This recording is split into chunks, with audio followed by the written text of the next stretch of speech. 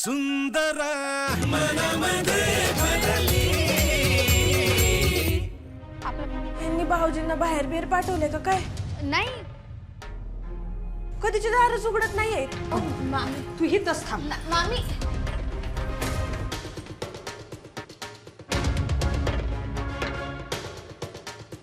मी सांगितलं तुम्हाला आणि तुम्ही विश्वास ठेवला. माफ करा मामी, मला खरंच नव्हतं खोटं बोलायचं. सॉरी, खरंच सॉरी. आशू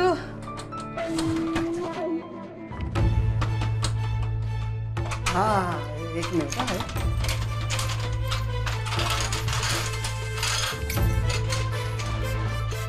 सापडली का किल्ली? हा इथंच होती ना.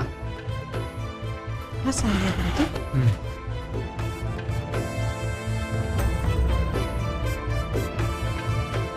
लतिका कुठे? तुम्हाला काय माहितलं ती इथंच आहे ते? मला कसं माहित, म्हणजे मी ऐकलं ना मगाशी ते. अभ्या एवढा घाम का आला लेकरं तुला? ते औषधामुळे येतो. आपण कधी येत नाही एवढा घाम तुला. हा ते बदलून दिली ना औषधं आता. मग तू सांगितलं का डॉक्टरला? काय? हेच की एवढा घाम येऊ लागला ते. नाही काय गरज नाही. हा हाय का आता गरज कशी नाही मी सांगते ना. काय कमी जास्त असेल तर आपल्याला कळायला पाहिजे. आलेच मी. आई अच्छा बाई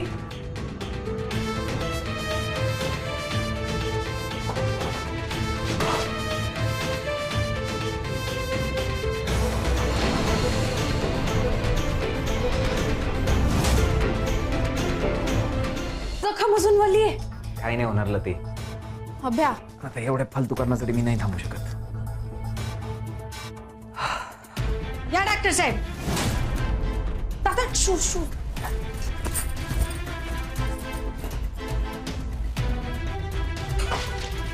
या एकदा बघून या बरं. काय म्हणताय? बरं वाटतंय? हा एकदम.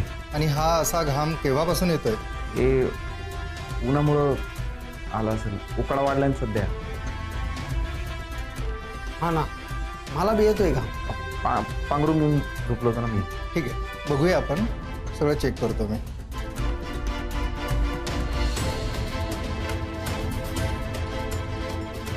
सगळं नॉर्मल आहे.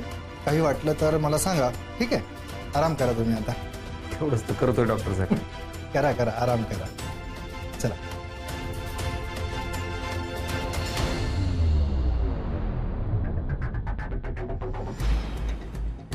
आत्याबाई हे त्रिकुटी एकत्र असलं ना मला सारखं वाटत राहतं काहीतरी डावपेच चालले. मी तुम्हाला सांगते काहीतरी खिचडी पकवता येते. तुला दुसरा कामधंदा नाही का ग माय? सगळी घरातली कामं धामं सोडून तुम्हाला इथं घेऊन आली. ते पाय तुझं डोकं साहित्यानी आहे. उगा माझ्या डोक्यात नको ना बाई काही बाई बरगू. चल घरी जायला पाहिजे. स्वयंपाक पाण्याचं बघायला पाहिजे. आज खिचडीच करायची आहे. मग चल. आणि आभ्या कुठं जाऊ नको बरं लेकरा. नाही जात कुठं.